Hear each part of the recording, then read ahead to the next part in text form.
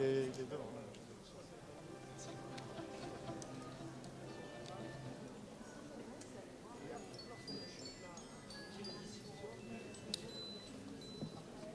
Bonjour et bienvenue à ces 8e rencontres Énergie et territoires ruraux vers des territoires à énergie positive. Dans ce magnifique espace François Mitterrand, très bel équipement de la ville de Montmélian, dans lequel on va passer la plupart du temps, en tout cas du temps d'échange en plénière et en conférence. L'événement est organisé par la communauté de communes Cœur de Savoie et la ville de Montmélian conjointement. Et c'est un événement qui, depuis le début du cycle des rencontres, est aussi accompagné, co-organisé par le CLER, Réseau pour la transition énergétique, dont je suis salarié. Je voudrais commencer par remercier les partenaires de l'événement. Je ne doute pas que Béatrice Santet se joindra évidemment à ces remerciements. À commencer par l'ADEME, le Conseil régional Auvergne-Rhône-Alpes, le département de la Savoie et Enedis, tous partenaires financiers de cet événement. Je suis donc Yannick Régnier, je suis responsable de projet sur les questions territoire, plus particulièrement territoire à énergie positive, au CLER depuis maintenant une bonne dizaine d'années. Pour démarrer, simplement un petit résumé du programme. Vous avez pu les voir sur les différentes bannières à l'extérieur et puis préalablement sur le site internet. En quelques mots, une conférence plénière qui va nous réunir cet après-midi jusqu'à 17h. Qui sera suivi, et d'ailleurs le temps est particulièrement propice à ça, de visites, soit à pied, soit en transport, puisqu'il y aura aussi des visites sur le territoire de Cœur de Savoie. Ce sera vraiment le temps de rayonnement à l'échelle de tout le territoire. Ce soir, un temps convivial, premier temps convivial d'échange, festif, mais pas trop festif, parce que demain, grosse journée de travail avec des ateliers, le matin et l'après-midi. Ateliers longs, de 9h à 12h et 14h à 17h, avec une petite innovation cette année, deux formats volontairement distincts. L'un qu'on qualifie d'information, on va dire échange, et l'autre de co-construction avec vraiment une volonté pour des territoires et des acteurs très engagés sur certaines thématiques de construire, de travailler entre elles sur de nouvelles solutions et pas simplement sur le fait de découvrir de nouvelles expériences. Et puis nous aurons plusieurs schémas de déambulation dans la ville de Montmélian, sur un format apéritif qui, depuis quelques années, fait partie des musts du programme, et qui, cette fois, se prolongera effectivement sur une soirée festive, très festive, puisqu'il y aura des concerts où vous pourrez danser et profiter de la soirée tous ensemble. Néanmoins, essayez de vous ménager un tout petit peu pour arriver le vendredi matin en clôture de ces rencontres avec une dernière plénière de 9h à 12h, avec 3 tables rondes thématiques sur les questions des solidarités, de la décentralisation, et de l'alimentation, avec en parallèle, je le rappelle et je le précise, aussi un temps d'échange possible avec des porteurs de projets dans la salle où vous avez éventuellement pu boire le café à côté, la salle de la Savoyarde où on va passer beaucoup de temps. Le programme est disponible, je pense, à l'extérieur, vous aurez l'occasion de vous y référer. On va avoir une modalité de contribution, ça fait déjà 2 années du coup qu'on a mis ça en place pour les participants dans la salle. On ne prend pas au fil de la conférence de questions sous forme d'un micro qui circulerait. En revanche, à tout moment, vous avez la possibilité de diffuser, alors à tout moment, je vais préciser ça, de diffuser des commentaires et des questions par une interface web, tout simplement avec tout appareil numérique que vous pouvez connecter au Wi-Fi. Vous avez un Wi-Fi qui s'appelle Questions. Dès que vous activez ce Wi-Fi et que vous l'ouvrez, une page très simple s'ouvre. Vous pouvez remplir avec votre nom et une question-commentaire qui fera l'objet d'une modération en régie et d'une reprise à un moment donné sur scène par moi en tant qu'animateur des différentes conférences. On va plutôt activer cette modalité sur les tables rondes et donc la table ronde des élus cet après-midi et en particulier le vendredi matin sur les tables rondes thématiques. J'en profite par la même occasion du coup, pour remercier les personnes qui assureront cette régie technique des questions et plus largement toute l'équipe technique qui a fait une préparation admirable de l'événement dont à titre personnel je n'ai pas été tout à fait à la hauteur. On a livré des choses encore à 13h mais c'est pour ça qu'ils sont admirables, ils ont réussi à tout encaisser jusqu'au dernier moment. Et puis, pour conclure, je vais donc inviter pour ouvrir ces rencontres, alors non pas Béatrice Santet, présidente du territoire de Cœur de Savoie et maire de Montmélian, Mais l'organisateur des précédentes rencontres, donc représenté par Fausto Araqué, qui est vice-président de la communauté de communes du Grand Figeac, qui va nous dire finalement comment il a vécu ces rencontres il y a un an, et puis qu'est-ce qu'elles ont pu générer, un petit peu comme dynamique l'année passée. Donc Fausto, je vous invite à venir à ma place, avant l'ouverture peut-être plus formelle par Béatrice Santer.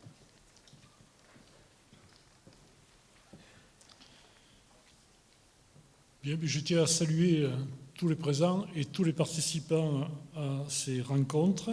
Je suis particulièrement heureux, bien sûr, de saluer toute l'équipe de Cœur de Savoie et plus particulièrement leur présidente, Béatrice. Quand je vous ai revu là tout à l'heure, j'avais l'impression que l'on se connaissait depuis fort longtemps, alors que nous avons évoqué et échangé que quelques moments à Figeac l'an dernier. Mais c'est vrai que ça démontre bien que lorsqu'on se bat pour la même cause, lorsqu'on a les mêmes objectifs, eh bien le courant et la sympathie passent souvent beaucoup plus facilement. Donc Béatrice, encore une fois, merci pour votre accueil ainsi que celle de votre équipe, parce que c'est vrai qu'on a été assez impressionnés d'avoir ce tapis déroulé devant nous pour arriver jusqu'à l'espace François Mitterrand qui était aussi l'espace qui vous a accueilli, pour certains d'entre vous, l'année dernière à Figeac. Yannick demandait mais qu'est-ce que ce qu'on ressentait par rapport à l'organisation des 7e rencontres à Figeac l'année dernière. Eh bien, je crois que c'est quand même une aventure humaine avant tout, puisque on est nombreux à s'être investis dans l'organisation, que ce soit des élus, que ce soit des techniciens, que ce soit aussi des services de la ville. Et c'est vrai que c'est des moments qui sont très fédérateurs, surtout quand ça se passe bien. C'est vrai que chaque fois qu'on se rencontre maintenant, on n'échange pas de la même manière. Et le regard de sympathie et d'amitié, chaque fois, commence à réchauffer les échanges que l'on peut avoir. Donc je tiens à saluer aussi, parce que pour les organisations des rencontres, eh bien, vous avez vu Yannick tout à l'heure, mais Leclerc est très très présent et c'est vraiment le chef d'orchestre majeur dans ces rencontres. En ce qui me concerne, je voudrais saluer aussi le travail et l'implication de l'ADEME dans ces organisations. Et pour ce qui est du Grand Figeac, vous me permettrez d'avoir la faiblesse de saluer Emmanuel David, qui est parmi nous, de l'ADEME, et qui est... Lui, il s'appelle notre couteau suisse, et moi je dirais que c'est plutôt l'homme aux multiples solutions, parce qu'en fait, quand on discute avec lui, aucun problème ne reste sans réponse. Cela aussi permet de faire reconnaître la ville d'accueil, bien entendu, mais tout son territoire périphérique, et ça avait été le cas pour le Grand Figeac, ce sera le cas, j'imagine, aussi pour Montbéliard aujourd'hui. Et cela a surtout permis de faire reconnaître notre activité à la population, de la sensibiliser à nos préoccupations sur le développement durable et la transition énergétique. Et ça, ce n'est pas la moindre des choses. Et ça a permis aussi, pour ce qui concerne ma vice-présidence communautaire, d'avoir une autre écoute aussi au niveau de la communauté lorsque j'intervenais sur ce type de problématique. Il faut savoir que pendant un an, on n'est pas resté sans rien faire. Donc, pendant un an, eh bien, nous avons mis en place, disons que nous avons rédigé un plan climat-air-énergie qui a été le premier plan climat présenté par une communauté de communes dans la région Occitanie. Nous n'en sommes pas peu fiers. Nous avons aussi travaillé sur un atlas de la biodiversité. C'est un travail tout à fait intéressant qui implique aussi la population et qui consomme du temps, mais pour un résultat qui est quand même assez significatif et qui nous permet aussi après de travailler aussi sur les plans locaux d'urbanisme ou sur tous les documents cadres que nous avons aujourd'hui dans nos collectivités. Le Grand Figeac a aussi accepté d'être présent et de s'impliquer dans une société pour la production d'énergie renouvelable, une société donc projet citoyen dans laquelle nous sommes présents, et dans Céléwatt. Nous avons fait un gros travail, et il n'est pas encore terminé, sur l'éclairage public aussi, ce qui représente une part importante des dépenses communales sur l'ensemble de nos territoires. Mis en place et commencé l'étude sur un climat gris, Là aussi, par rapport à des territoires à vocation agricole comme le nôtre, c'est quelque chose de très significatif. Et également, nous avons mis en place des formations pour les élus sur la gestion du patrimoine, entre autres, mais bon, il y a eu une foule d'autres avancées qui ont eu lieu grâce aussi à tout le crédit que nous a apporté l'organisation des rencontres à énergie positive. Voilà, donc je ne voudrais pas être trop long parce que l'après-midi est chargé, mais je voudrais encore une fois vous féliciter pour l'accueil.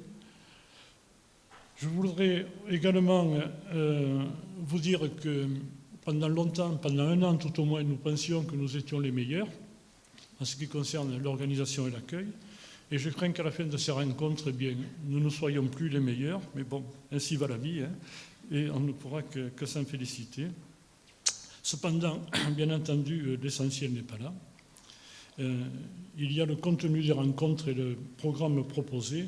Et je ne doute pas que ce programme permettra à chacun et à chacune d'entre nous de poursuivre nos engagements sur nos territoires et de travailler tous ensemble vers une même cause, celle de l'amélioration de notre climat et de la transition énergétique sur notre territoire national. Il y a tant à faire et je crois qu'il faut que tous ensemble, nous puissions travailler dans ce domaine. Voilà, donc Béatrice, merci à toi et à tes collègues, bien entendu. Nous vous souhaitons bon vent pour cette organisation des 3 jours. Bon vent, mais sans trop de vent quand même. Le soleil à lui seul nous suffit. Donc encore une fois, merci à vous toutes et à vous tous et bon séminaire. Est-ce que vous avez amené un petit quelque chose éventuellement Bien entendu. Voilà, donc on va passer le témoin. Donc Béatrice, je vais te demander de venir chez toi. En fait, je t'invite à venir chez toi. Tu vois, c'est que ça fait partie un peu des anomalies de l'organisation, Yannick. C'est une anomalie consentie.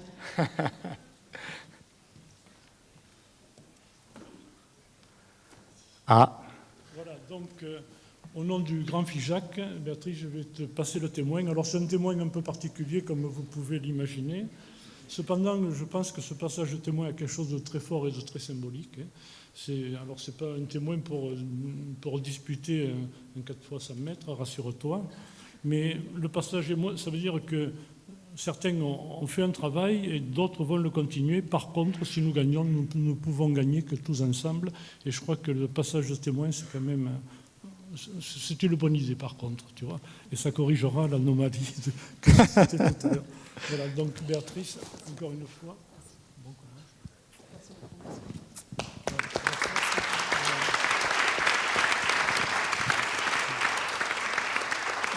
Je vais dire un grand merci à Fausto. L'année dernière, on était nombreux de Cœur de Savoie à être allés à FIJAC parce qu'on savait, sûrement comme les gens qui vont recevoir des Césars ou des Oscars, qu'on allait être retenu définitivement par Leclerc pour organiser ces 8e rencontres. Et on avait pris rendez-vous avec Fausto le jeudi après-midi, c'est-à-dire au moment des ateliers. C'était en plein pendant le congrès. On aurait pu penser qu'il allait nous dire « Écoutez, moi j'ai autre chose à penser, j'ai autre chose à faire, j'ai beaucoup de choses à organiser, beaucoup de congressistes à occuper. » Et en fait, il a pris son temps, tout son temps pour nous donner vraiment toutes les bonnes recettes à retenir pour que ces 8e rencontres se déroulent bien. Ici à Montmélian, on a un très très beau souvenir de cette première rencontre et c'est vrai que quand on s'est revus tout à l'heure, c'était un vrai plaisir. Alors, Fausto nous avait déjà offert, je regarde Rémi, l'année dernière, 6 bouteilles. On les avait gardées précieusement en se disant, vendredi après-midi, quand tout le monde sera reparti tranquillement, avec tous les bénévoles et les volontaires de ces 8e rencontres, on dégustera le vin de FIJAC tranquillement. Je crois que la dégustation sera peut-être plus longue finalement que prévu, puisque ce n'est pas 6 bouteilles que l'on pourra déguster, mais un peu plus. Mais du coup, moi, je vais faire de même, parce que s'il y a du bon vin dans le sud-ouest de la France, il y a de l'excellent vin en Savoie. On va pouvoir s'en rendre compte pendant ces 3 jours, mais il faudra bien que les élus et représentants du Grand FIJAC puissent ramener un souvenir de Savoie, et je vais m'en occuper tout de suite. Ah, c'est vrai que c'est un peu plus lourd que les témoins d'athlétisme. Hein, mais... Voilà, donc on a fait ça En 2 paquets, c'est parce que c'est plus simple pour se promener. Le temps que tu as les bras ouverts, je te fais la bise à nouveau. C'est proche de moi. Ouais, je les pose là. C'est les meilleurs crus de Savoie. Le Bergeron, le Crément qui vient d'obtenir son appellation, et puis bien sûr la Mondeuse qui est un rouge très particulier qu'on sera amené à déguster peut-être dès ce soir. Mais je m'arrête pas là.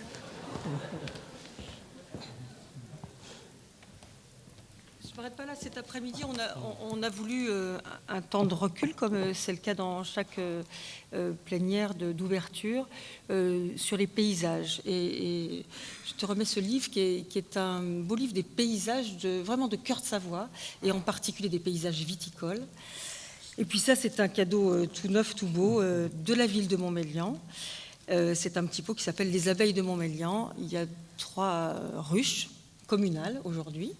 Et de belles abeilles qui nous ont fourni dès la première année 23 kilos de miel. Un miel issu des fleurs de Montmélian qui n'ont connu ni pesticides ni insecticides depuis 10 ans. Donc je crois que c'est du bon miel. Voilà, merci beaucoup Faustin. Merci beaucoup. Voilà, bon courage. Merci. Bien, et Béatrice, je vous propose donc de faire l'ouverture formelle. Donc Béatrice Santet, maire de Montmélian et présidente du territoire Cœur de Savoie. Merci Yannick. Oui, moi je suis vraiment très heureuse. C'est un moment un peu particulier parce que ça fait 1 an, vous l'avez compris, que l'on se prépare les uns et les autres. Et enfin, ces 3 jours débutent, 3 jours de discussion, d'échange, de partage d'expériences. C'est pour ça qu'au nom du conseil municipal de Montmélian, mais aussi au nom des élus des 43 communes de notre communauté Cœur de Savoie, je suis vraiment ravie de vous accueillir ici. Je voudrais associer à mes propos toute l'équipe d'organisation de ces rencontres, en particulier Rémi Saint-Germain, vice-président en charge du développement durable à la communauté, Anne Verrier, Jacques Duc, Sonia Bataillon, Laurence Bonnet, Marie Delaunay, Cléra Lalo, et puis Romane Ancrenat, qui est la petite dernière de notre équipe, qui a fait un travail extraordinaire ces derniers mois pour que votre séjour à Montmélian soit un vrai plaisir. Je voudrais vous dire un mot de Montmélian qui vous accueille. Tout à l'heure, j'aurai l'occasion peut-être de le faire durant la table ronde, mais tout de même. Montmélian, c'est au-delà d'une histoire prestigieuse que l'on vous racontera demain soir dans l'une des balades apéritives. C'est une ville qui a une passion depuis une 40aine d'années maintenant, c'est l'énergie solaire, et le solaire thermique en particulier, avec plus de 2000 mètres carrés de capteurs pour 4000 habitants, et de premières installations solaires dès 1983, ce qui nous reporte à pas mal d'années maintenant, avec à l'époque l'installation de 220 mètres carrés de capteurs solaires sur le toit des vestiaires de la piscine, et des capteurs qui fonctionnent toujours 35 ans après. C'est des installations solaires qui se sont faites sur de nombreux bâtiments publics. Je pense aux vestiaires des stades, à l'EHPAD qui avait connu à l'époque le plus grand toit solaire d'Europe, les gymnases, le foyer jeunes travailleurs. Tous nos bâtiments publics sont équipés aujourd'hui d'installations solaires. On aime le solaire sous toutes ses formes, c'est pour ça qu'on a su aussi aller vers le photovoltaïque avec l'installation de 240 mètres carrés de capteurs sur les toits des services techniques et qui nous permettent d'alimenter nos véhicules électriques puisqu'on a depuis la fin des années 90, début des années 2000, 4 véhicules électriques dans notre petite ville. Montmélian, ça a été en permanence beaucoup de nouvelles expérimentations sur le solaire, en particulier. Je pense à des capteurs autovidangeables qui avaient été installés sur un gymnase, qui sont installés sur un gymnase, puis des capteurs semi-transparents. Ceux-là, ce sont des capteurs photovoltaïques. L'expérimentation d'un mur solaire dans notre hall de gym. Bref, beaucoup de choses en matière d'expérimentation. Nous avons par ailleurs convaincu l'OPAC de la Savoie qui gère et qui est propriétaire de plus de la moitié des logements dans notre ville, d'installer des capteurs pour la production d'eau chaude sanitaire sur ces bâtiments. Mais on les a convaincus aussi de construire régulièrement des bâtiments à basse consommation d'énergie, plus récemment de réaliser la réhabilitation thermique de ces immeubles les plus anciens, C'est sûrement le seul vrai moyen de lutter contre la précarité énergétique. Montmélian s'est vu attribuer, on en parlait tout à l'heure à quelques-uns, un beau label en 2007. C'est le label Citergie, qui a été renouvelé en 2011, puis en 2015. Ce label européen, qui maintenant est porté par l'ADEME dans notre pays, il reconnaît l'action de la commune en matière de développement durable. Il engage surtout notre collectivité, et ça c'est ce qui compte beaucoup pour nous, dans de nouveaux projets en permanence. Mais du coup, depuis 2008, depuis 10 ans maintenant, nous avons lancé des choses dans bien d'autres domaines encore que le solaire thermique, avec l'amélioration de l'éclairage public, la mise en œuvre d'un ambitieux programme d'amélioration de la performance énergétique des bâtiments publics. On a éliminé, je disais il y a un instant, l'utilisation de tous les produits chimiques, désherbants, engrais pour l'entretien de nos espaces verts depuis 2008. Ce qui ne nous a pas empêché d'ailleurs d'avoir une troisième fleur qu'on avait obtenue début 2008 et qu'on a un label qui a été confirmé encore récemment, et ce qui ne nous empêche pas, 10 ans après, et bien au contraire, d'avoir un très bon miel municipal sur notre commune. On a été un des Béatrice, premiers... n'oubliez pas que vous intervenez en tableau. C'est on va vrai, faire. mais il faut bien que je vous parle de Montmélian. On a été un des premiers actionnaires, monsieur le vice-président, de la SPL d'efficacité énergétique, de Rhône-Alpes à l'époque, puisque c'était par Auvergne-Rhône-Alpes encore. Ça nous a permis de faire des travaux intéressants à la médiathèque Victor Hugo, qui nous permettent non seulement d'économiser de l'énergie, mais de vraiment contrôler et de vérifier les choses au quotidien. Nous avons élaboré un PLU, on en parlera demain, qui a été remarqué par l'ADEME, qui est un peu particulier parce qu'il a une orientation d'aménagement spécifique sur l'énergie. Et puis, bien sûr, il parle de notre écoquartier solaire, l'écoquartier du secteur sud de la ville, qui devrait nous permettre de satisfaire les besoins en chaleur à 80% grâce à l'énergie solaire. Ce projet a été remarqué par l'Europe, on en était très fiers, qui nous a octroyé un grand prix européen de l'urbanisme à cette occasion. Je vais m'arrêter là pour faire plaisir à Yannick. J'aurais pu vous parler peut-être encore de la navette Monbus qui permet les petits déplacements au quotidien. J'aurais pu vous parler sûrement de notre prise de part dans la coopérative La Biodici qui nous permet d'approvisionner notre cuisine centrale en produits bio locaux, les deux en même temps. Mais je veux dire juste un petit mot de Cœur de Savoie pour dire que Montmélian est depuis 2014 le siège d'une communauté nouvelle, issue de la fusion de 4 communautés. Cœur de Savoie rassemble aujourd'hui 43 communes, bientôt plus que 42, si j'ai bien compris, monsieur le sous-préfet, puisque 2 communes ont fusionné. Cœur de Savoie a voulu, dès le départ, s'engager dans une démarche forte de développement durable. C'était le souhait de la présidente et des vice-présidents, de s'engager dans quelque chose de fort et d'important autour du développement durable. C'est tout naturellement qu'on s'est tourné dès l'été 2015 vers ce que nous proposait la région avec cette démarche TEPOS. Surtout que nos voisins de l'agglomération chambérienne, du parc des Bauges étaient déjà entrés dans cette labellisation. Et que pour nous, au-delà du programme ambitieux qu'on s'est fixé dans ce programme TEPOS, ça a été, je crois, une belle occasion d'affirmer notre identité, de rassembler les élus, les citoyens, tous les acteurs locaux finalement, et les acteurs du territoire autour d'un projet qui est fédérateur pour notre territoire. Et Dieu sait si quand on fusionne 4 intercommunalités, c'est important de pouvoir trouver des sujets qui nous rassemblent. Voilà, en tout cas, c'est ce qu'on va tenter de vous démontrer durant ces 3 jours, avec, ça a été dit, un certain nombre de visites et de rencontres. Nous sommes vraiment convaincus ici que si la transition écologique a besoin de grandes décisions nationales, internationales, qui peuvent tarder parfois à venir, la transition écologique, elle passe aussi par les territoires, et par des territoires engagés comme le nôtre et comme les nôtres. Je veux quand même terminer en saluant le clerc, en saluant tout particulièrement d'abord peut-être Yannick Régnier, qui a préparé ses 8e rencontres avec nous.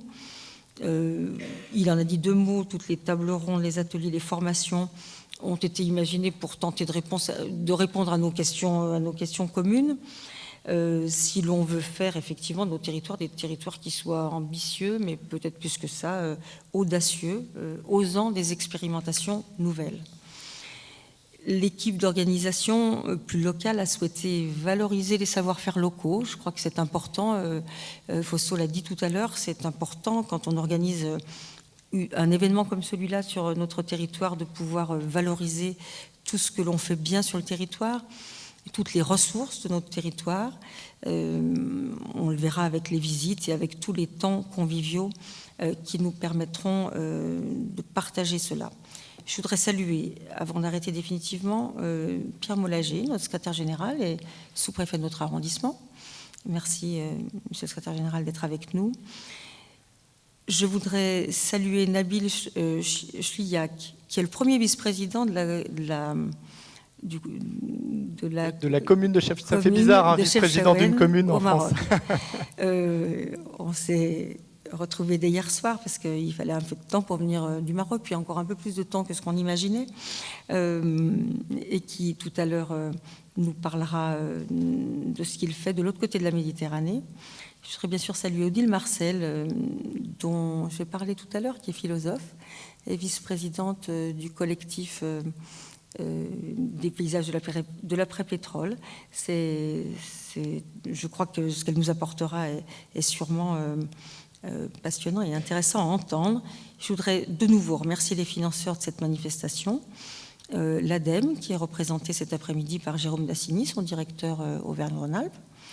Saluer le conseil régional avec son vice-président présent cet après-midi, Éric Fournier, maire de Chabonny, le département de la Savoie, et je salue avec grand plaisir nos deux conseillers départementaux, Jean-François Duc et Jacqueline Talin, et puis Enedis, qui est représenté par Sylvia Herbin, directeur régional cet après-midi. Merci à vous tous d'être là. Je veux saluer bien sûr et remercier les services de la ville de Montmélian, de la communauté. Vous avez vu qu'il y a eu une grosse implication de tous les services. Il y a de beaux décors partout. Il y a une logistique qui est importante. On a une grosse équipe de bénévoles et de volontaires et je voudrais vraiment leur dire un grand merci. Ils s'activent vraiment pour le bien-être des uns et des autres pendant ces journées. Je voudrais remercier le comité interprofessionnel des vins de Savoie. Vous verrez pourquoi, comment dans un moment. Les pépinières Chola, l'Office du tourisme de Cœur de Savoie. Regardez les photos qui sont en bas dans le hall d'entrée. C'est le regard d'une toute jeune habitante de Cœur de Savoie qui s'appelle Emma Baptiste et qui a fait de très belles photos de notre territoire, de notre Tépos. Je salue Marcel, je ne sais pas si vous l'avez vu dans l'entrée, le crieur public. N'oubliez pas de lui déposer des mots dans son arrosoir, c'est pour demain. Voilà, je finirai parce que j'ai entendu une belle phrase ce matin, je ne sais pas si Clara est là, elle était avec moi, de Jean Monnet qui dit l'important, ça n'est pas... Alors il dit ça à propos de l'Europe, mais je crois qu'on peut le dire à propos de la transition écologique et énergétique. L'important, ça n'est pas d'être optimiste ou pessimiste, l'important, c'est d'être déterminé. Et je crois que nos territoires à énergie positive, nos TEPOS, sont vraiment le reflet de la détermination des citoyens, de leurs élus, dans cette façon de mener autrement la vie notre vie, la vie sur cette terre. Et je crois que notre détermination, c'est ce qu'on va maintenant partager. Moi, je suis ravie de déclarer ouverte ces 8e rencontres, mais je vais donner la parole tout de suite à ceux qui mènent cette manifestation avec nous, et en particulier à Michel Maillat, vice-président du Clerc, pour ouvrir à la façon du Clerc ces 8e rencontres. Je vous souhaite de très belles journées à Montmélian. Le soleil, nous, on n'a pas besoin de le commander, en fait, il est là tout le temps, mais vous comprendrez mieux les choses dans 3 jours. Je vous souhaite vraiment de belles journées à Montmélian. J'espère que vous découvrirez cette ville, son histoire, qu'on aura surtout l'occasion de beaucoup échanger et de se retrouver ici ou ailleurs. Je ne sais pas encore où l'année prochaine, mais en tout cas, continuons ces belles rencontres, continuons à imaginer un autre monde pour demain. C'est tout ce qu'on peut souhaiter avec avec ce que nous permet le Clair aujourd'hui. Merci à tous. Merci.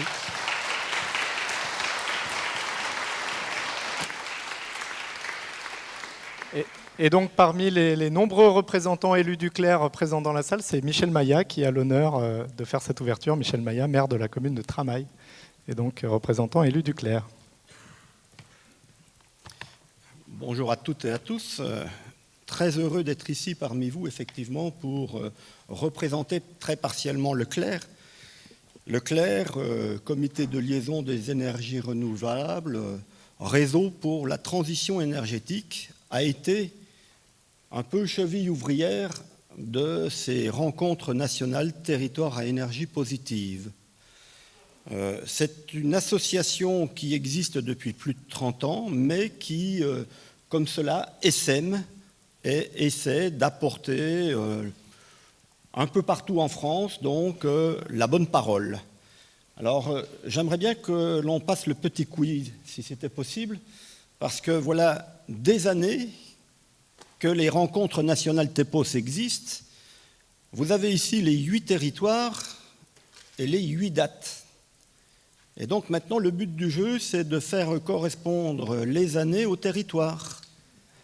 Et oui, là on commence. Alors on va commencer par le tout premier territoire. C'est une enquête participative. Hein, c'est une enquête participative, effectivement. Le tout premier territoire qui n'aura loupé aucune rencontre depuis 2011. Mais il n'a pas le droit de répondre lui-même vu qu'il est au premier rang quasiment. Le Mené, oui, vous avez gagné. Le Mené. Ensuite, nous sommes allés voir ce qui se passait un petit peu... pas très loin d'ici, hein. Biovallée. Ça doit être interactif, non? Ah, mais tu le fais très bien. Bon, d'accord. Donc, Biovallée. Non, mais c'était pour éviter de me tromper. Non, j'ai révisé. J'ai révisé. Parce que le troisième territoire, je le connais relativement bien. C'est Cluny. C'est Cluny. On a pu faire des rencontres à Cluny. On a eu cette chance, effectivement. Et on a pu passer le témoin ensuite à... Mimizan, bravo, il y en a qui ont suivi. Le témoin a été transféré un petit peu plus au nord après, parce que de toute façon, Mimizan, c'était franchement au sud. Hein. Donc, Thouars, voilà. Ensuite, nous sommes allés nous promener, cette fois plutôt du côté de l'Est, hein, franchement. Kaysersberg. Et puis maintenant, vous savez tout, puisque 2017, c'était Figeac. 2018, c'est Montmélian. Par contre, il y a un point d'interrogation sur 2019. Alors, on ne va pas le lever tout de suite, le point d'interrogation. Hein. On ne va pas vous le dire tout de suite, parce que vous allez repartir en disant « Bon, ça y est, on sait qui, c'est pas la peine qu'on reste ». Non, on va vous le dire à la fin des rencontres. À la fin des rencontres, on vous annoncera qui est l'heureux candidat, l'heureux lauréat pour 2019. Mais n'hésitez pas à poser candidature pour 2020, 2021, etc. L'objectif, c'est quand même, effectivement, vous l'aurez compris, d'arriver facilement aux 30e rencontres nationales des territoires énergie positive. Hein. On a au moins cette ambition. Peut-être, Michel, je voulais juste réintroduire dans ce fait local le fait intercommunal. C'est-à-dire que la plupart de ces événements, tous à vrai dire, ont été organisés par les intercommunalités. Absolument. En lien évidemment avec les communes, ne serait-ce qu'en tant qu'espace hôte et co-organisateur la plupart du temps. Alors on a un petit problème avec le Mené, parce qu'effectivement, ils avaient fait ça en intercommunalité, mais maintenant c'est devenu une commune. Donc ça nous crée un petit problème, mais voilà.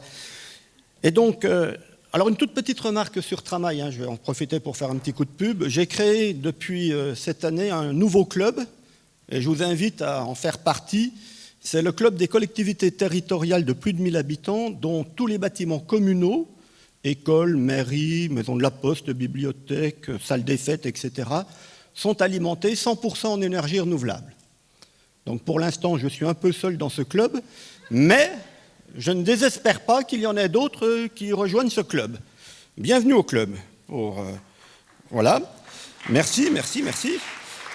Et ce que je ne vais pas être trop long, parce que j'ai compris que Béatrice avait encore beaucoup de choses à nous dire et qu'elle attend impatiemment la prochaine table ronde pour pouvoir intervenir et finir un petit peu tous ses propos, donc je ne vais pas être trop long. Je veux dire qu'effectivement, il faut avoir des territoires audacieux, il faut effectivement que nous soyons présents et que nous n'hésitions pas à faire de l'expérimentation dans nos territoires quitte à se rendre compte que parfois l'expérimentation aboutit à de mauvais résultats, mais au moins il faut que nous ayons le courage d'aller de l'avant pour essayer de montrer des voies. Je vous dis bien, parfois ces voies peuvent être des impasses, il ne faut pas en avoir peur. L'essentiel, c'est de faire des échanges entre nous pour dire voilà, ça marche, ça ne marche pas. C'est bel et bien l'objet de ces rencontres nationales et c'est bien pour ça que nous avons besoin de nous ressourcer constamment. Et puis je vais terminer en disant que TEPOS a été quand même un peu à l'origine de TEPCV, quand même. La loi qui est arrivée s'appuyait beaucoup sur cette notion de territoire à énergie positive. Maintenant, on commence à entendre parler de régions à énergie positive. Nous sommes réunis ici, il est vrai, essentiellement territoires ruraux, mais comme nous sommes très solidaires, nous n'oublions pas le milieu urbain qui va avoir beaucoup de mal à devenir territoire à énergie positive. Et donc, on va essayer de resserrer des liens avec ce milieu urbain pour les aider et leur donner un petit peu de notre excédent d'énergie. Je ne doute pas que nous y arrivions pour qu'à terme, la France devienne un territoire à énergie positive. Et ça, à mes yeux, c'est extrêmement important. Les scénarios existent. Il n'y a plus qu'à les mettre en œuvre. Malheureusement, on en est encore loin. Et quand on regarde ce qui se passe, pour l'instant, notre balance commerciale en termes d'énergie nous est déficitaire très largement et vient malheureusement alimenter notre dette, la dette que nous laissons à nos enfants. Nous ne sommes pas capables de nous gérer dans notre maison actuellement du point de vue énergétique. On se chauffe, on se déplace, etc. Et on dit à nos enfants, c'est toi qui vas payer. Pour moi, ce discours est inadmissible. Et donc, il faut absolument que nous arrivions à inverser cette tendance.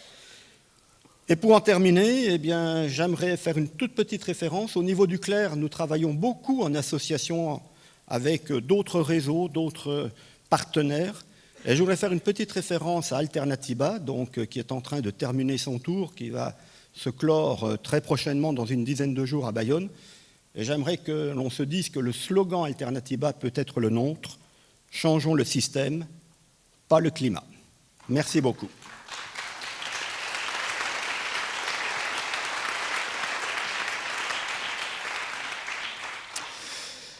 Bien, alors vous voulez que je vous dise, on est un petit peu en retard. Sur ce, je vais passer la parole à Sylvian Herbin, représentant d'Enedis en tant que directeur régional, pour dire de la même manière quelques mots d'ouverture. Monsieur le sous-préfet, monsieur le vice-président de l'environnement au conseil régional, madame la présidente de la communauté de communes Cœur de Savoie et maire de Montmélian, monsieur les directeurs régionaux de l'ADEME, de l'ADREAL, monsieur le vice-président du CLER, mesdames et messieurs les élus, mesdames et messieurs, donc, je suis tout d'abord... Je tiens à remercier, en tout premier lieu, Madame le maire de nous accueillir ici aujourd'hui et en ce lieu pour l'ouverture de cette 8e rencontre nationale énergie et territoires ruraux. Quel autre lieu que Montmélian-La Solaire pour accueillir cet événement en Savoie? Finalement, on pourrait espérer qu'il y ait plein d'autres lieux, si je comprends votre intervention précédente. Et on peut espérer qu'il y en aura bientôt beaucoup plus. Avant-gardiste, Montmélian s'est engagé concrètement depuis 35 ans dans le développement durable, montrer la voie, montrer le chemin vers consommer autrement, produire autrement. L'action de votre territoire témoigne clairement que les collectivités locales ont un rôle essentiel dans la transition énergétique et dans la transition écologique. Je représente Enedis et en tant qu'entreprise de service public, opérateur du réseau électrique, celui-ci doit être présent à vos côtés pour accompagner tous vos projets, des projets d'aménagement territoriaux, des projets de rénovation, des projets de redynamisation, bref, tout ce qui fait vivre la collectivité. Le premier point important que je souhaite citer, c'est cet accompagnement, c'est d'abord autour de la qualité de l'électricité. Parce qu'en fait, l'électricité est devenue finalement un bien précieux au sens quasiment indispensable, pas encore tout à fait comme l'eau, mais quand même très important, en tout cas dans nos sociétés. Cette exigence absolument essentielle en termes de qualité, permet de valoriser les territoires et en fait d'attirer de nouveaux investisseurs, de nouveaux acteurs, de développer les infrastructures. Et donc, la qualité de la distribution, c'est le premier élément pour assurer le développement économique, mais aussi le développement social des territoires, quels qu'ils soient, ruraux comme urbains. Le deuxième aspect, c'est que dans cet accompagnement, il y a aussi la nécessité pour nous, opérateurs de réseaux électriques, de modifier considérablement notre manière d'exploiter le réseau électrique. Le monde a énormément changé dans ce monde de l'énergie. On était dans un schéma que je vais volontairement appeler simple. On avait des grosses usines de production et puis des consommateurs un peu partout. Ce schéma change complètement et dans cette région, nous sommes tout à fait aptes à bien le voir. Pourquoi ? Parce que les énergies renouvelables sont nombreuses et particulièrement délocalisées. On va trouver du solaire, bon, peu d'éolien dans les Alpes, mais on va trouver aussi de plus en plus de, je vais appeler micro-hydraulique. On a plein de petits projets qui se développent, de micro-hydraulique. Et donc, tous ces projets sont raccordés à près de 95% sur le réseau public de distribution. Ce qui fait que gérer un tel réseau, qui devient la connexion entre les consommateurs et toutes ces productions, est en plein changement. Cette gestion est très différente de ce qu'elle a été face à des réseaux qui n'étaient pas prévus pour ça au départ. Et c'est toute la révolution actuelle que l'on connaît sur les réseaux de distribution. Et notamment, on parle beaucoup de smart grid. Alors derrière cette terminologie, je vais essayer de la vulgariser rapidement, bien sûr. La première chose, c'est un smart grid, c'est quoi ? C'est finalement, vous prenez un réseau électrique, vous y mettez des consommateurs, comme avant, même s'ils évoluent, et j'en dirai quelques mots après, et vous mettez tout un tas de lieux de production.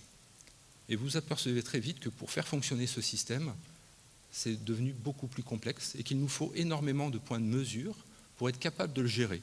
C'est pour cette raison qu'on a aujourd'hui des compteurs communicants, que je ne citerai pas, on en parle trop ces temps-ci. Donc des compteurs communicants qui vont permettre, premièrement, de permettre cette intégration des ENR, parce que justement, on est alors capable, par la connaissance des grandeurs électriques, de les intégrer au bon endroit, sans effet négatif sur l'utilisateur, c'est-à-dire notamment la bonne maîtrise de la tension. Le deuxième effet de ces compteurs-là, c'est de gérer autrement le réseau, parce que la connaissance de toutes ces données techniques permet de l'exploiter plus vite, plus efficacement, et en fait commencer à anticiper les incidents susceptibles d'arriver, chose qu'on ne savait pas faire avant. Et puis il y a quand même un utilisateur dans tout ça, c'est ce qu'on appelle le client, et je le dis volontairement comme ça, parce que souvent on l'oublie dans ces questions-là. Le client, il va être alors en capacité de connaître sa propre consommation, autrement qu'en allant voir son compteur, donc il peut accéder à ces données, et je dirais au final, en connaissant ces données-là, il devient l'acteur.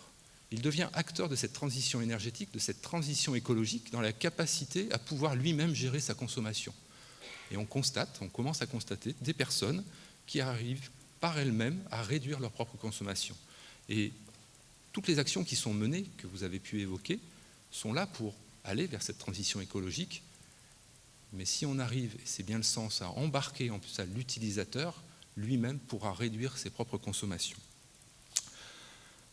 Donc, notre rôle d'entreprise de service public, que ce soit Enedis et d'autres acteurs qui font un métier similaire au nôtre, dans ce monde en pleine mutation, est que nous souhaitons accompagner profondément les collectivités locales qui sont des acteurs majeurs de cette transition.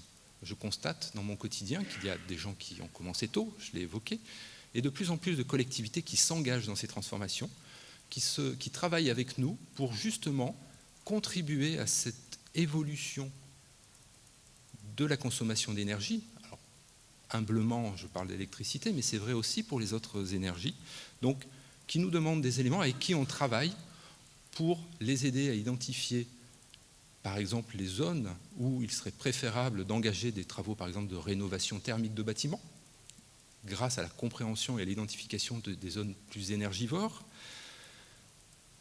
avec qui on peut travailler sur comment intégrer plus fortement des énergies renouvelables sur une commune, sur une communauté de communes. Bref, n'oublions pas les nouveaux modes de consommation. On a notamment les véhicules électriques qui arrivent en masse. La croissance est exponentielle. On nous annonce près de 5 millions de véhicules électriques en France à l'horizon de 2030. Ça aussi, c'est une autre révolution dans la consommation d'énergie électrique qui va faire que la gestion des réseaux, l'optimisation des réseaux va être beaucoup plus fine, beaucoup plus complexe qu'elle ne l'est aujourd'hui. C'est ce travail que l'on fait aujourd'hui. C'est pour cette raison, par exemple, que Enedis et d'autres acteurs financent une chaire Smart Grid qui est basée à Grenoble, qui permet justement de mener des recherches pour la bonne gestion de ce réseau électrique, de ces réseaux électriques de distribution. Donc, je finirai sur ces quelques mots, d'une part pour vous remercier de nous avoir accueillis, mais aussi, comme vous l'aurez compris, le réseau électrique, c'est avant tout un support essentiel par lequel circule l'énergie électrique, qui permettra de la consommation, de l'autoconsommation collective, et donc d'accompagner cette transition écologique. Et les collectivités, à mes yeux, sont vraiment les acteurs majeurs qui vont embarquer l'ensemble des acteurs autour de nous pour réussir cette transition écologique. Merci à vous.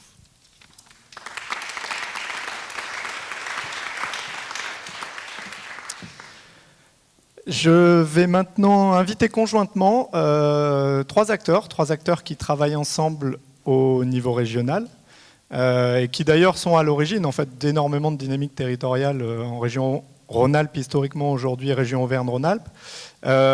Donc trois acteurs réunis au sein de ce qu'on appelle ici une communauté de travail régionale, TEPOS. Éric Fournier, vice-président à l'environnement de la région Auvergne-Rhône-Alpes. Jérôme Dassini, directeur de l'ADEME Auvergne-Rhône-Alpes, et Yannick Mathieu, qui est directeur adjoint de l'ADREAL. Trois entités réunies depuis quelques temps pour travailler en accompagnement des territoires. Alors, je vous invite effectivement à vous asseoir là. Alors après, vous verrez si vous préférez aller au pupitre ou pas. Éric Fournier, je vous donne la parole en premier, éventuellement. Donc, voilà, où vous êtes le plus à l'aise. Ouais, vous pouvez aller au pupitre sans problème. Et je vais... Peut-être, petite question préalable, la région a redéfini une stratégie énergétique et de protection de l'environnement récemment, au cours du mois de juin, et se donne pour ambition de devenir la première région durable d'Europe.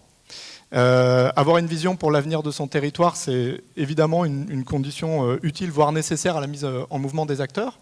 La seconde étape étant évidemment celle de la définition des moyens. Donc je vous propose de nous décrire peut-être un peu plus en détail cette ambition de la région et les différents moyens que vous mettez en œuvre pour la concrétiser finalement. Merci beaucoup. Bonjour à toutes et à tous, Madame la Présidente, Monsieur le Sous-préfet, Mesdames, Messieurs. Quelques mots effectivement. D'abord, vous remercier pour votre invitation. Oui, la région effectivement Auvergne-Rhône-Alpes a cette ambition que de devenir, si ce n'est là, en tout cas l'une des régions les plus dynamiques sur ce sujet-là. Cette ambition, on la partage. Vous avez indiqué cette notion de communauté de travail. Je pense que si on veut être efficace, effectivement, il faut être ensemble. C'est la première des choses. Et je tiens à dire, effectivement, l'excellente collaboration qui existe avec, au niveau régional, avec l'ADEME et avec l'ADREAL. C'est important de travailler ensemble sur un secteur sur lequel, même si la salle est bien rempli qualitativement et quantitativement, on est parfois un peu l'impression d'être un peu isolé. Alors qu'est-ce que nous allons faire sur ces sujets-là? C'est assez simple. Déjà, on ne part pas de rien.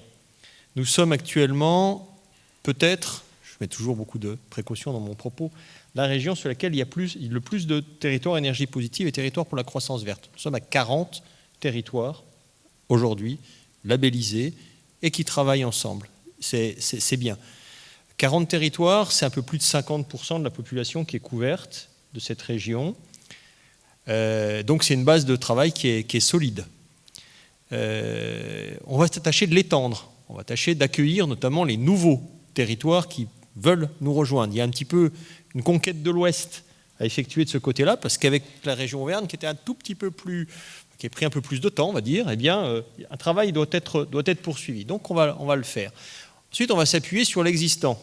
Alors, les trois acteurs que vous avez aujourd'hui, puis vous tous, parce que les gens qui sont dans la salle et ceux qui représentent notamment ces territoires sont extrêmement importants. Extrêmement importants. Moi, j'ai l'occasion souvent d'aller voir la communauté de travail qui se réunit au niveau régional et qui échange sur les problématiques. Et c'est vous, acteurs du territoire, élus, techniciens, qui faites effectivement cette transition. Ça, c'est important. Alors, ce qu'on a souhaité faire, c'est la chose suivante, c'est de dire au niveau régional, finalement, déjà la loi nous transmet, nous a donné un certain nombre de prérogatives. Maintenant, chef de file, climat, air, énergie. Bon, moi, cette notion de chef de file, c'est pas celle que je préfère parce que je trouve qu'elle définit pas suffisamment clairement qui est le leader. Maintenant, elle dit un certain nombre de choses. Alors, il va falloir qu'on parle avec l'État, c'est le sous-préfet. Il va falloir qu'on parle avec les préfets. Il y a des comités qui existent, puis on ne se parle pas actuellement. Bon, il va falloir qu'on se parle. Avec les comités méthanisation, ou les comités transition énergétique, qui existent au niveau département, pour qu'on continue à faire ensemble. C'est très important. Alors ce qu'on a fait, c'est qu'on a défini un scénario, nous, Énergie 2030, au niveau régional, qui part d'un constat, c'est on en est où actuellement sur les énergies décarbonées, sur les ENR existantes en région. On part d'où? Et qu'est-ce qu'on peut faire? Où sont les gisements? On ne travaille pas de la même manière en Auvergne-Rhône-Alpes ou peut-être dans d'autres régions françaises. On n'a pas le même potentiel, on n'a pas le même point de départ. Puis ensuite, on se donne effectivement d'ici à 2030 pour réaliser un certain nombre de choses, pour identifier les filières prioritaires. Notre idée, elle n'est pas que de faire de l'innovation. On a beaucoup parlé d'innovation en Auvergne-Rhône-Alpes, mais aussi de faire de la massification. Les thèmes principaux, les filières principales, la méthanisation, le bois énergie, le solaire, il y a des choses extrêmement importantes qui doivent être faites. Et puis ensuite, on s'appuie sur les territoires. On a confié à notre agence régionale, Auvergne-Rhône-Alpes Énergie Environnement, le soin de territorialiser les profils, avec un peu plus de 80 profils territoriaux qui sont pour la plupart établis ou en cours d'établissement, et qui établissent là aussi une déclinaison territoriale de ce qu'il est possible de faire. Alors, pour vous qui êtes dans la salle, vous connaissez tout ça par cœur parce que vous l'avez déjà fait, mais il y a certains territoires sur lesquels ce n'est pas fait. Et donc sur lesquels on dit, moi je suis président de communauté de communes par ailleurs, eh bien effectivement on ne fait pas la même chose, Madame la Présidente, ici, Cœur de Savoie, ou bien dans le Cantal, ou à Chamonix, dans la communauté de communes que j'ai le plaisir de présider. On n'a pas le même potentiel. Chez moi, effectivement, par exemple, c'est un petit peu moins de soleil, mais on a peut-être, je ne sais pas, un petit peu plus d'hydroélectricité, ou je ne sais pas. Et on définit des profils. Et à chaque fois, donc, on aide les territoires et les territoires à énergie positive en fonction de ces profils pour atteindre l'objectif global. Donc, très pragmatique, très territorialisé. On ne fait pas la même chose, je le répète, sur chacun des territoires, et en se basant non pas sur quelque chose qui est un peu éthéré et défini de Lyon. Ne tombons pas dans ce qu'on dénonce quand on dit, tiens, au niveau central, il n'y a pas tout à fait la déclinaison qu'il faudrait. Eh bien, nous, on dit qu'on va travailler à partir et en faisant remonter les propositions des territoires. Alors, il y a 70 millions sur la politique de transition énergétique sur les 3 prochaines années. Il y a 300 millions d'euros sur la région Auvergne-Rhône-Alpes, 70 millions sur ce volet spécifique, dont 55 consacrés à des opérations d'investissement. Je dis ça parce que ça veut dire qu'il y a quand même aussi un peu de fonctionnement et qu'on se met d'accord effectivement avec DREAL et ADEME pour dire demain il y aura des TPOS 2, enfin il y aura de nouvelles générations de contractualisation et on verra comment est-ce qu'on les définit avec vous et avec évidemment les partenaires. Ça c'est très très important pour nous aussi. Donc continuons là sur l'animation et puis soutenons sur les projets et sur les projets d'investissement à travers à la fois ce que vous pouvez porter et que vous connaissez déjà par cœur, et puis un certain nombre d'appels à projets, d'appels à manifestation d'intérêt qui sont en cours de définition. Puis des outils spécifiques, Madame la Présidente parlait il y a un instant de la SPL OSE, qui est très dédiée sur les patrimoines des collectivités, sur la rénovation. On a quelques autres outils, mais dont je vous ferai grâce de la déclinaison, sauf si tout à l'heure il y a des questions sur ces sujets. Donc voilà, on décline, on part d'un scénario qui est un scénario régional qui part de véritablement ce que le point où nous en sommes. C'est vrai qu'on a effectivement la chance d'avoir une bonne dotation en facteur énergie renouvelable en Auvergne-Rhône-Alpes. Donc on ne va pas moyenner, on va essayer d'être du coup un petit peu meilleur parce qu'on part d'une situation qui est peut-être déjà nous aussi un petit peu meilleure. Et véritablement gros soutien à la territorialisation des pratiques. Alors évidemment, il y aura plein de champs d'expérimentation aussi qu'il faudra développer avec vous. Moi, je suis friand des réactions qu'on pourra avoir, on en parlera entre nous avec DREAL et ADEME, mais aussi avec les territoires. Par exemple, demain, sur l'intégration ou non alors on sort un peu de l'énergie, mais encore pas tant que ça, de la problématique déchets. Vous savez que les régions sont maintenant en charge, c'est l'actu, de l'élaboration d'un PRGD, plan régional de gestion des déchets. Là aussi, il va falloir qu'on territorialise. Alors, est-ce qu'on s'appuie sur ces dispositifs déjà territorialisés ou est-ce qu'on en crée d'autres? Là aussi, des questions sont à poser, qui sont assez essentielles, parce qu'elles vont rejoindre l'objectif de transition que nous nous fixons, qui est vrai dans l'énergie, mais qui concerne également, évidemment, un certain nombre d'autres volets, la gestion des déchets, l'économie circulaire, l'ensemble de ce qui va pouvoir nous faire passer sur un autre modèle, effectivement, de société. Voilà en quelques mots l'ambition, j'espère partagée, en tout cas très collective, que nous pouvons porter avec vous sur ces territoires. Merci. Merci beaucoup. Alors, vous parlez de transition, vous parlez de dispositif, c'est parfait, puisque justement, Jérôme Dassini, je voulais vous poser la question en tant qu'opérateur historique des questions, comme son nom l'indique, d'environnement et de maîtrise de l'énergie, mais donc de changement climatique et de transition écologique. Vous posez la question des différents dispositifs qui ont pu être mis en œuvre ces dernières années. On sait que parfois, il y en a beaucoup. C'est pas facile d'expliquer la complémentarité que ces dispositifs peuvent avoir. Citergy, PCAET, TEPOS, TEPCV, économie circulaire, plateforme, etc. Et donc vous, ADEME, en tant qu'entité durable par excellence, puisque vous n'êtes pas soumis à des élections régulières, en tout cas pas de même nature que les collectivités locales, voilà, comment vous percevez votre rôle dans la continuité et l'articulation de ces différents outils, au niveau en particulier de l'approche territoriale? Entendu. Merci, bonjour à toutes et à tous. Effectivement, en tant qu'agence d'État, l'ADEME se doit d'accompagner les territoires. Parce que le président Fournier l'a très bien dit, je crois que le premier enjeu et qui vaut la durabilité de nos actions, c'est que nous partageons une vision commune sur la transition énergétique. L'ADEME a mis sur la table des visions énergétiques 2035-2050 qui nous donnent un certain nombre de champs des possibles.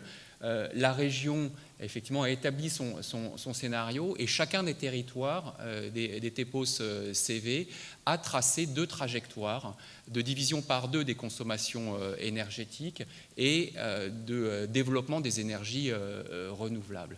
Et tout à l'heure, vous avez parlé de détermination. Je crois qu'avec cette vision partagée, ce cap clair, on peut d'ores et déjà s'engager très fermement dans une action résolue. Et puis, je crois que ce qui est important, et je viens à votre question, c'est de partager les moyens, de pouvoir offrir aux territoires, aux projets. Et quand je parle de territoire, je ne parle pas uniquement de collectivités, je parle d'entreprises, je parle d'associations, je parle de ce qui fait l'ensemble de l'atteinte des résultats de la transition énergétique. Et partager ces moyens, c'est évoquer cette communauté de travail. Le président Fournier l'a redit, je le redis très fermement, et c'est vraiment exceptionnel ce que nous faisons ici à Troyes, on ne le retrouve pas partout ailleurs, et nous travaillons main dans la main avec les territoires, chacun avec nos spécificités, chacun avec nos missions, d'un chef de fila, d'une activité régalienne, de l'innovation, de l'expertise, et j'ai aimé tout à l'heure votre expression de couteau suisse, parce que cette communauté de travail, elle doit pouvoir sortir les lames, sortir le tire-bouchon, sortir ce qu'il faut au bon moment. La deuxième vocation de cette communauté de travail, c'est de gérer la complexité pour les acteurs du territoire. Parce que oui, c'est compliqué, c'est complexe, cette communauté de travail, je redis, qui est constituée de collaborateurs du conseil régional, de collaborateurs de l'ADREAL, des collaborateurs des directions des territoires, de l'ADEME, de la Caisse des dépôts, de la DRAF, notre vocation, c'est de pouvoir gérer la complexité pour les acteurs. Et puis, je parlais de couteau suisse, c'est de trouver les bons outils qui vont bien. Il y en a un certain nombre, il faut qu'on puisse les mettre, ceux du Conseil régional, ceux des sociétés que le Conseil régional de développement des énergies renouvelables, de la rénovation énergétique, les plateformes locales de rénovation, le contrat de développement des énergies renouvelables, le fonds chaleur, de l'innovation, des investissements d'avenir, de Citergy. Madame la Présidente, vous avez évoqué cet outil qui est un outil très structurant et je souligne que vous êtes dans la dernière lettre d'information de l'ADEME et que vous êtes cité pour l'excellence de votre partenariat et enfin de votre labellisation et de votre action. Voilà, donc c'est ça la vocation que nous avons et qui nous inscrit dans la durée. Voilà. Parce que certes, il y a des impulsions décisives qui sont données au niveau national, mais c'est bien au niveau local que se feront l'action. Et donc, ADEME, Agence d'État, Conseil régional, service de l'État, eh bien, on se met au service des projets de territoire. Et c'est notre vocation. Donc, vous nous trouverez à vos côtés. Merci.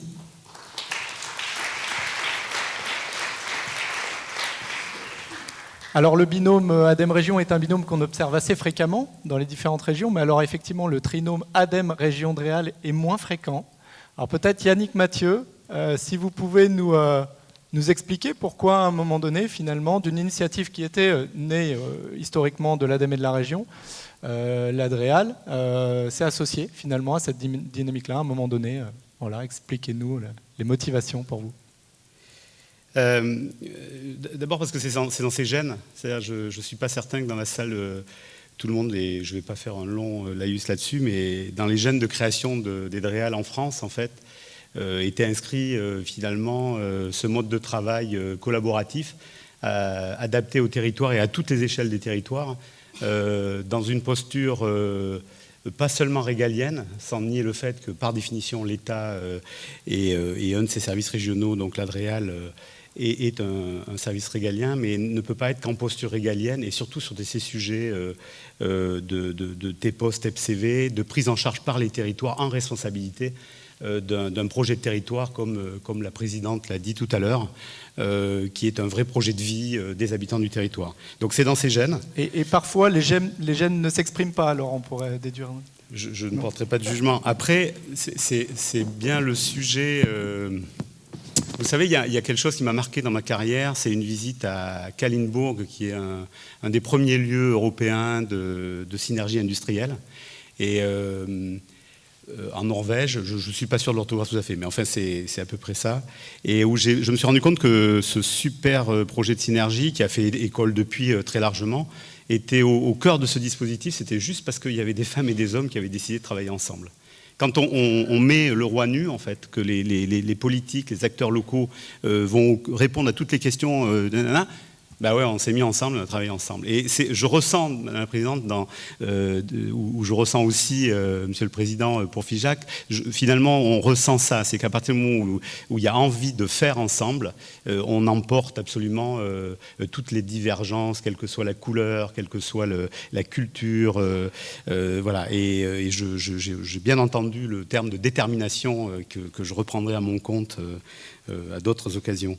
Je voudrais juste dire que, sans du tout plomber l'ambiance et de quoi que ce soit, je pense que nous sommes quand même dans une situation et à un moment de notre histoire qui est quand même un peu important quand même. On n'est pas tout à fait convaincu, ça a été dit tout à l'heure par Michel Maillat. On a un problème d'arythmie quand même important, c'est-à-dire le rythme de dégradation est quand même toujours aussi élevé, on n'a pas la sensation de l'avoir ralenti. Je donne toujours, alors c'est sûr que sur qualité de l'air, qualité de l'eau, on fait des gros progrès, on a des vraies améliorations et des vraies avancées. Je mets toujours souvent en avant, après le moment de joie, l'indicateur biodiversité, qui est quand même un indicateur emblématique, je dirais, de l'évolution, de la maturité, de l'intelligence de nos territoires. Et cet indicateur-là, pour l'instant, est pas en voie d'amélioration. Donc on est avec ce rythme, on va dire, voilà, qui est ce qu'il est, très important, suivant les régions du monde différents, et puis le rythme de mise en mouvement. Alors bien sûr, dans cette salle, on n'a que des territoires en mouvement, à tous les niveaux, que ce soit technique, élus, etc. Donc j'enfonce une porte ouverte pour vous, hein, j'en suis désolé, mais quand on regarde dans des cercles plus larges, toute communauté confondue, hein, parce que moi-même, quand je m'occupe du cercle État, par exemple, et que je regarde le cercle État, je ne considère pas qu'on a beaucoup de leçons à donner, et je reste très très humble sur mon discours porté et ce qu'on est capable de faire et les grandes... grands écarts parfois qu'on a, malheureusement. Mais quand on regarde le cercle plus large, on se rend compte que c'est quand même pas encore gagné, quand même, hein. Il y a encore effort à faire, il faudra être très très très très déterminé. Nous, ceux qui vont nous succéder, il va falloir une forte dose de détermination. Alors, cela étant dit, on va quand même être joyeux. Je trouve que pourquoi cette communauté fonctionne, d'abord justement parce qu'il y a de la joie, comme dirait Charles Trenet. C'est quand même très très important. Moi je le vois lors des événements qui sont créés à peu près tous les trimestres. On est un peu tous joyeux, quoi, à tous les niveaux. On est content avec Eric, Jérôme, voilà, de se revoir un peu régulièrement, de se replonger dans le sujet. On sent les équipes des territoires, elles aussi, contentes d'échanger et de produire l'idée et de voir comment cette idée peut être enrichie, quelle action a été portée. Et comme ça a été dit, alors très, très judicieusement, le droit à l'erreur, le droit à l'impasse, ça fait impasse, donc on fait marche arrière, mais on en tire quand même les enseignements. Donc déjà, cette communauté, voilà, elle donne l'énergie, ce qui est quand même important vu l'appellation.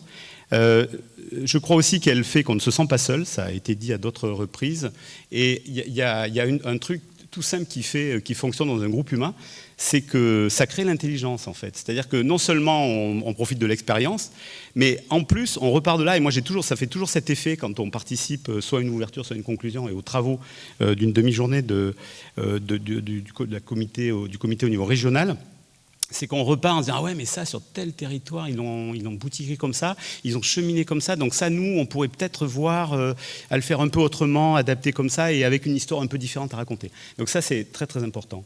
Et vraiment, j'espère que, alors pas peut-être l'année prochaine, mais dans peu d'années, j'espère que quand on parlera de la couverture TEPOS, TEPCV ou autre appellation au niveau France, alors on ne sera peut-être pas encore à une France à énergie positive, Monsieur le Président, mais on aura largement, on sera à 80%, allez, admettons.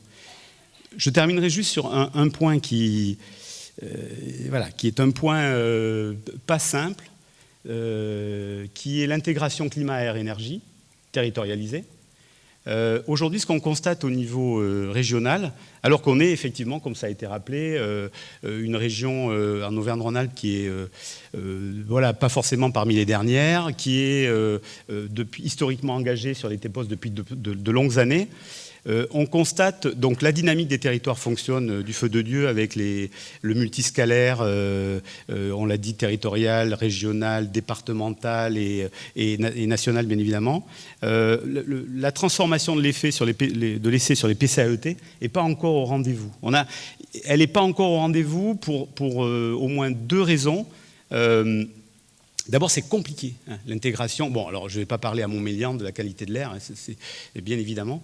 C'est quand même un sujet de préoccupation pour la région, puisqu'on est quand même là aussi, on est médaille d'or et champion du monde des territoires avec des problèmes de qualité de l'air, CF, Commission européenne et CF, Conseil d'État. Donc on a quand même 6 territoires un peu repérés, repérés sur ces sujets-là. Donc c'est quand même non négligeable. Donc l'intégration de ces sujets-là aux autres sujets, donc climat, énergie, est intellectuellement très bien. Quand on est sur le terrain pratico-pratique, voilà, c'est douloureux. Quand on explique à un territoire qu'il faut cogiter peut-être une zone à faible émission, on sent un grand blanc silencieux, un petit battement de cils qui en dit long sur le questionnement intérieur, on va dire. On sent qu'on n'est pas tout de suite dans la mise en œuvre et dans la réflexion, etc. Alors même que, par définition, une zone à faible émission, c'est un projet de territoire. Et c'est donc, comme tout projet de territoire, une dynamique avec des avancées, je dirais, de colibri, hein, juste ça. Mais petit à petit, on met en place notre comportement, une autre manière d'habiter, de vivre, de se déplacer sur un territoire qui déborde très largement les problématiques de pollution, etc. Et donc, pour finir, donc première, la complexité. Et le deuxième sujet qu'on a peut-être un peu aussi dans les TEPOS aujourd'hui, mais peut-être pas tant que ça, mais quand même un peu, il faut embarquer toute la société. Et ça, je le vois quand même dans les premiers projets de PCAET qui nous arrivent. On voit quand même peut-être quelques difficultés à embarquer le monde économique, le monde agricole, d'autres sphères de la vie, de la société, qui, non pas que les démarches ne sont pas en cours, hein, encore une fois, personne n'a à être désigné à la vindicte, mais qui ne sont pas embarqués dans le système, qui ne sont pas forcément dans l'équipe, qui ne sont pas forcément ayant envie de, etc., qui n'ont pas forcément pris conscience que telle politique portée dans leur activité a des conséquences sur l'écosystème qui œuvre pour une dynamique de type TEPOS, TEPCV. Et voilà, et il faut là aussi, et c'est tout l'art des élus, des communautés, il faut beaucoup de pédagogie pour faire en sorte que certains axes un peu orthogonaux reviennent et que des secteurs entiers d'activité viennent sur ces problématiques TEPOS, TEPCV et PCAET. Merci à vous. Merci. Merci beaucoup pour votre présentation avec des rebonds sur vos différents points de vue personnels. Je vous remercie du coup pour vos interventions. On ajoutera peut-être un troisième point, Yannick Mathieu, à l'occasion d'une tribune qu'on vous proposera vendredi matin. Je ne sais pas si vous serez là, mais on vous la rapportera au sein des élus du Conseil TEPOS. On a aussi quelques idées sur la manière dont l'État pourra aider les territoires à faire tout ça et à gérer cette complexité. Pour terminer cette première séquence, Pierre Mollager, vous êtes secrétaire général de la Savoie et sous-préfet de l'arrondissement de Chambéry.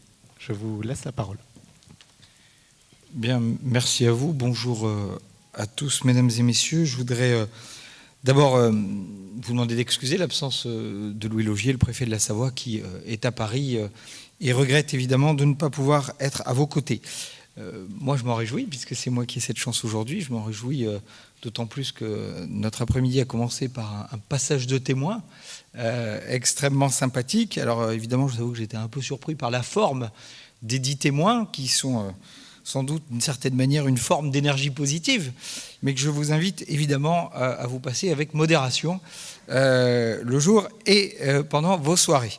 Ceci étant dit, je voudrais surtout souhaiter à tous ceux qui sont dans la salle et qui parfois viennent de loin la bienvenue au nom du préfet, la bienvenue en Savoie, la bienvenue Madame à Montmélian, qui nous accueille comme à chaque fois avec beaucoup de chaleur et beaucoup de professionnalisme.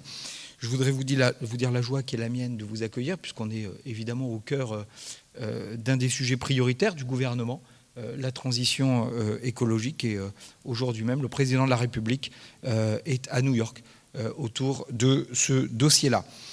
C'est évidemment un dossier prioritaire parce que c'est l'enjeu peut-être le plus sensible qui attend notre société, nos sociétés. Et évidemment, on a besoin, ça a été dit, de l'engagement de tout le monde. On célèbre aujourd'hui, ou en tout cas on reconnaît aujourd'hui, on l'a beaucoup dit, l'engagement multiforme et l'engagement des territoires. Moi, je voudrais simplement signaler évidemment que derrière ces territoires, il y a, vous l'avez dit, les associations, nos concitoyens, mais il y a aussi, et je veux souligner leur rôle, les élus locaux. Ces élus locaux que dans ce pays, on se plaît assez souvent à critiquer, à dénigrer. Pourtant, on le voit ici à Montmélian, et je veux évidemment saluer votre action, madame, celle de vos équipes, celle des équipes de Cœur de Savoie.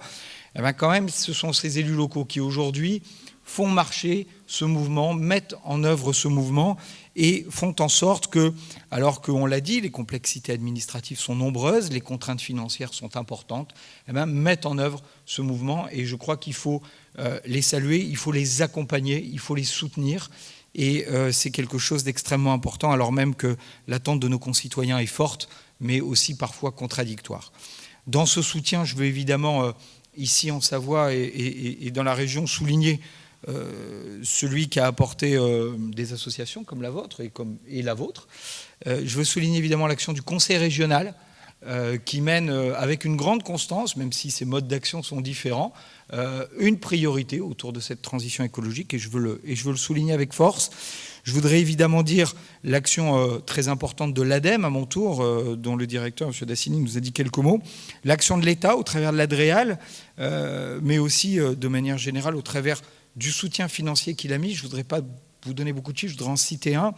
Dans les dernières années, en région Auvergne-Rhône-Alpes, sont près de 100 millions d'euros qui ont été attribués en soutien aux territoires à énergie positive dans leurs actions. Je crois que c'est un chiffre qui montre l'engagement de l'État, alors même que les contraintes financières qui s'imposent à lui sont importantes. Ça a été dit, beaucoup a été fait, beaucoup reste à faire. Je crois que c'est aussi un des intérêts des rencontres nationales comme celle d'aujourd'hui, c'est aussi d'entretenir cette flamme, d'entretenir ce dynamisme, les échanges que vous allez avoir pendant ces 3 jours, l'émulation qu'il va y avoir peut-être, ou les bonnes idées, les bonnes pratiques qui vont se partager, seront sans doute un moyen de continuer cette action. Et je voudrais simplement, en conclusion, parce que je sais que je dois être court, je voudrais simplement vous dire qu'ici en Savoie, la DDT, l'ADREAL, l'ADEME continueront d'être aux côtés des initiatives, continueront d'être aux côtés des élus, continueront d'être aux côtés des territoires. Merci.